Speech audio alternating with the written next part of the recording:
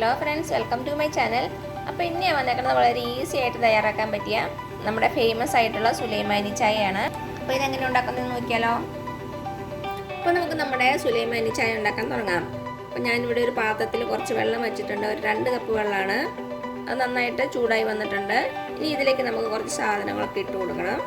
ഞാനിവിടെ ഒരു 5 ഗ്രാമ്പു എടുത്തിട്ടുണ്ട്, അതിട്ട് കൊടുക്കാം. അതേപോലെ തന്നെ ഒരു 4 ചെറിയ പട്ടയുടെ കഷ്ണങ്ങൾ.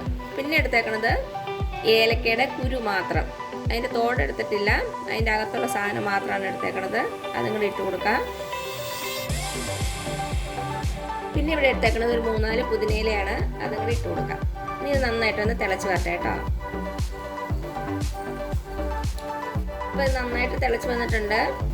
ഇനി ഇതിലേക്ക് നമുക്ക് 1 ടീസ്പൂൺ ചായപ്പൊടി ഇട്ട് കൊടുക്കാം. അപ്പം നമ്മുടെ ചായ നന്നായിട്ട് തിളച്ചിട്ടുണ്ട്. ഇനി ഇതിലേക്ക് നമുക്ക് ആവശ്യത്തിനുള്ള പഞ്ചസാര ചേർത്ത് കൊടുക്കാം. പഞ്ചസാര നിങ്ങളുടെ മധുരത്തിനനുസരിച്ച് ഇട്ടോളൂ കേട്ടോ. സുലൈമാനി ചായ ഒരുവിധം നല്ല മധുരമുള്ള ചായ തന്നെയാണ്. അപ്പം പഞ്ചസാര അങ്ങനെ ഇട്ടിട്ടുണ്ട്. അപ്പം നമ്മുടെ ചായ റെഡി ആയിട്ടുണ്ട്. ഇനി ഇത് നമുക്കൊരു സ്ട്രെയിനറിൽ കൂടി അരച്ചെടുക്കാം.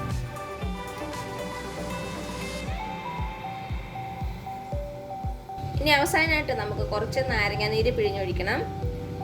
1 തൊട്ട് 2 ടീസ്പൂൺ വരെ ചേർക്കാം കേട്ടോ.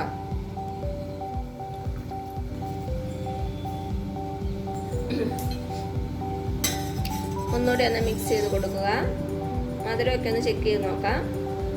ഇപ്പം എല്ലാം കറക്റ്റ് ആയിട്ടുണ്ട്. ഇനി നമുക്ക് ഗ്ലാസ്സിലേക്ക് മാറ്റാം.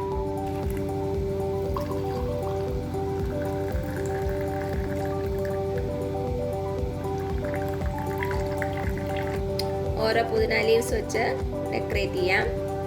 അപ്പോൾ ഇത്രയേ ഉള്ളൂ നമ്മുടെ ടേസ്റ്റി ആയിട്ടുള്ള നല്ല റിഫ്രഷിംഗ് ആയിട്ടുള്ള സുലൈമാനി ചായ. ബിരിയാണി പോലെ ഹെവി ആയിട്ടുള്ള ഫുഡൊക്കെ ക്ഷീണിച്ചിരിക്കുമ്പോൾ കുടിക്കാൻ പറ്റിയ ടീയാണ്. അപ്പോൾ എല്ലാവരും ഒന്ന് ട്രൈ ചെയ്ത് നോക്കുക. എന്നിട്ട് അഭിപ്രായങ്ങളൊന്നും അറിയിക്കാൻ മറക്കരുത്. അപ്പോൾ ഈ വീഡിയോ ഇഷ്ടമാണെങ്കിൽ ആ താഴെ കാണുന്ന ചുമന്ന സബ്സ്ക്രൈബ് ബട്ടണിൽ ഒന്ന് പ്രസ് ചെയ്ത് സപ്പോർട്ട് ചെയ്യണേ. അപ്പോൾ അതിൻ്റെ തൊട്ടടുത്തൊരു ബെല്ലൈക്കൻ വരും, അതും കൂടെ ഒന്ന് പ്രസ് ചെയ്ത് ഓൾ എന്നുള്ള ഓപ്ഷൻ കൊടുക്കുക.